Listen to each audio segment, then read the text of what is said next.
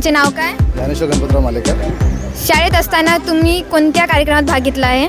शाळेत असताना आम्ही शाळेत असताना नियमितपणे दर शुक्रवारला फ्रायडे फेस्टिवलला कार्यक्रम होत होता. त्या कार्यक्रमात मी उत्स्फूर्तपणे भाग घेत होतो.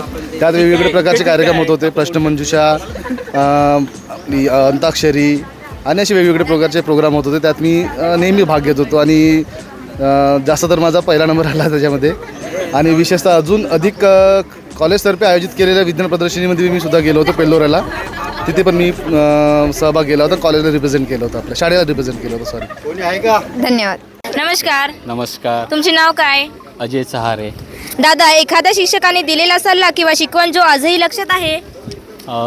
चलाक सरांनी एक सल्ला दिला होता मला जेव्हा माझं 10वी पासआउट झालेलं होतं. त्यावेळेस त्यांनी म्हटलं होतं की कोणतेही क्षेत्र जर निवडायचं असेल, जे तुला आवडते ते क्षेत्र निवड असं त्यांनी म्हटलं होतं. त्यानुसार मी शिक्षक क्षेत्र निवडलं होतं, ज्यावेळी मला शिक्षक व्हायचं होतं. ते करता आलं नाही किंवा मी झालो नाही, पण त्यांच्या त्या सल्ल्याचा मला समोर खूप फायदा झाला. कारण त्यांनी म्हटलं होतं की क्षेत्र निवडताना ते मनापासून क्षेत्र निवड, त्यामध्ये पूर्ण मेहनतीने प्रयत्न कर असं त्यांनी म्हटलं होतं. आणि त्यामुळे मी दुसऱ्या क्षेत्रामध्ये त्याच परिश्रमाने आणि मेहनतीने प्रयत्न केले आणि त्याचं मला यश मिळालं. धन्यवाद. नमस्कार. तुमचे नाव काय? पौर्णिमा नामदेव काळे, म्हणजे माहेरचा, आणि सासरचा पौर्णिमा सतीश ठेंगणे. बरं, मी तुम्हाला एक प्रश्न विचारू शकते? हा, विचारा. तुमच्या क्लासमध्ये सर्वात खोडकर व्यक्ती कोण होते? मंगेश जमदाडे, योगिता वांड्रे. धन्यवाद. नमस्कार. नमस्कार. तुमचे नाव काय? माझे नाव माधुरी रणदिवे आहे. अच्छा. तुम्हाला शाळेत असताना सर्वात जास्त कोणता विषय आवडायचा? मला शाळेत असताना किंवा लहानपणापासून मला गणित हा विषय खूप आवडायचा आणि त्यातच माझे करिअर पण झालेले आहे. मी गणिताची आता टीचर आहे. त्याच्यामुळे मला लहानपणापासून किंवा या शाळेत तर जेव्हा आम्हाला पापमोडे सर शिकवायचे तर ते पापमोडे सर माझे खूप फेवरेट टीचर होते. आणि गुंडावार सरांचं सुद्धा मला खूप आवडायचं शिकवण. आणि त्यांच्यामुळे मला त्या गणितामध्ये इंटरेस्ट वाढला आणि आता मी त्याच्यामध्येच माझं करिअर बनवलं. अच्छा, बरं, ठीक आहे. धन्यवाद. नमस्कार. नमस्कार. तुमचे नाव काय? माझं नाव वर्षा आनंदराव भलमे. अच्छा. ताई, तुमच्या शाळेत असताना सर्वात आवडता कार्यक्रम कोणता? मला गायन स्पर्धा आवडायची. अच्छा. नाव काय आहे? माझं नाव सविता महादेव कावडे आहे. तुम्हाला शाळेमध्ये असताना कोणता खेळ आवडायचा? मला शाळेत असताना मला क्रिकेट खूप आवडायचं. तुम्हाला कोणते सर स्पोर्ट खेळण्यामध्ये आवड असते? मला पडोळे सर स्पोर्ट्स शिकवायचे. त्यांच्यामुळेच मी आज क्रिकेट खेळून राहिली आहे आणि आता क्रिकेटमध्ये मी चॅम्पियन आहे. नमस्कार. नमस्कार. तुमचं नाव काय आहे? मनोज नामदेव पुढे. तुम्हाला शाळेमध्ये असताना गृहपाठ न केल्यावर सगळ्यात जास्त कोणत्या सरांचा तुम्ही मार खाल्लेला आहे? तेमुने सर आपले आवडते सर. तुम्ही हररोज पण गृहपाठ न करून गेल्यावर हररोज पण तुम्ही मार खायचे काय? नाही, कधीच. हो का? हां. पहिला दिवस कसा गेला? छान गेला पहिला दिवस. तुम्ही काय केले पहिल्या दिवशी? काय नाही, क्लासमध्ये बसलो, मिळलो मित्रासोबत. नवीन जुने मित्र गेले 7वीतले, काही नवीन मिळाले. छान दिवस गेला. चलक सर पण होते, काही पण छान होते. काही समजावून सांगितलं. बोला.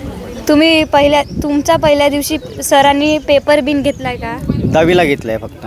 हो का? पहिल्या दिवशी. तुम्हाला कोणता खेळ आवडायचा? स्काउट गाईडमध्ये होतो चलाक सर बरोबर. त्यांचे चांगलं प्रशिक्षण दिलं आहे, शिक्षण चांगलं दिलं आहे त्यांनी. तुम्हाला खेळांविषयी कोण शिकवायचे? खेळांबद्दल चलाक सर शिकवायचे. आणि मेन म्हटलं तर डॅन्स म्हटलं तर केला होता 1 वर्ष आम्ही जेव्हा 8वीमध्ये पहिले आलो तेव्हा. नमस्कार. नमस्कार. तुमचे नाव काय? गजानन ताजने. तुमचे सर्वात आवडते शिक्षक कोण होते? सर्वच होती माझी. वर्गातील तुमचा खोडकर मित्र कोण होता? माझे मित्र सर्वच होते. खोडखोड फक्त आमच्यामध्ये हरिदा झाडीच. अच्छा. धन्यवाद. नमस्कार. नमस्कार. तुमचे नाव काय आहे? अब्दुल कदीर. तुमचे? इडकन वैरागडे. तुम्हाला पुन्हा या शाळेत येऊन कसं वाटत आहे? चांगलं वाटत आहे. तुम्हाला? व्यवस्थित वाटत आहे, बढिया आहे. तुम्हाला सगळ्यांसोबत संवाद साधून कसे वाटत आहे? चांगला वाटत आहे. एकदम आनंद होत आहे. एकदम आनंद होत आहे. काही दिवस जाते. तुम्ही पहिले या शाळेमध्ये काही बनून राहिले आहे का? बनून म्हणजे आपली एकीकडे 2004 मध्ये आलो आम्ही. तुम्ही? मी 95 मध्ये आलो. बरं, आजचा प्रसंग कसा आहे आजचा प्रसंग बहुत चांगला आहे, तुमचा? आनंददायी आहे. आनंदाचा आहे. हो का? तुमच्या जुन्या आठवणी? जुनी आठवणी आहे. चांगलं आम्ही काम केलं, मुलाच्या संग बोललो, चांगलं बोलले आहे, चांगला सांस्कृतिक कार्यामध्ये भाग घेतले होते. तिथेही आम्ही हे केले होते, मदत केली होती. शाळेमध्ये गॅदरिंग केली होती, गॅदरिंग केली होती. गॅदरिंगमध्ये आम्हीच लावलेले आहे सर्व. सगळं झाडं आम्ही लावले, हे सगळं तुम्ही पहिले इथे काम करत असताना विद्यार्थ्यांशी संवाद साधायचा का? चांगलंच बोलत होतो आम्ही. चांगलं हे आपले संबंध चांगले, म्हणजे सगळेच बोलचाल करून कोणालाही काही हे केलं नाही. आम्ही व्यवस्थित काम केलं होतं. धन्यवाद. या ठिकाणी आज आयोजित आहे. अतिशय सुंदर आणि अतिशय रम्य वातावरणामध्ये सर्व आमचे माजी विद्यार्थी एकत्र झालेले आहेत आणि आजचा दिवस हा दिवसभर या ठिकाणी साजरा करणार आहे. तर त्या आठवणींना उजाळा देण्यासाठी या शाळेमध्ये बराच काळ आमच्यासोबत राहिलेले, आमच्या मुलांना मार्गदर्शन करणारे आदरणीय गुंडावार सर, 20 वर्ष तब्बल 20 वर्ष सेवा या शाळेमध्ये सरांनी दिलेली आहे. तर या मुलांसोबतच्या आठवणी आदरणीय गुंडावार सरांना विचारू, आज काय वाटतंय 20 वर्षानंतर या मुलांशी भेटून? आदरणीय गुंडावार सर. 20 वर्षानंतर हे जे माजी विद्यार्थी या ठिकाणी मिळाले, तर ही बॅच एकदम क्लेवर बॅच होती, अतिशय चांगली बॅच होती.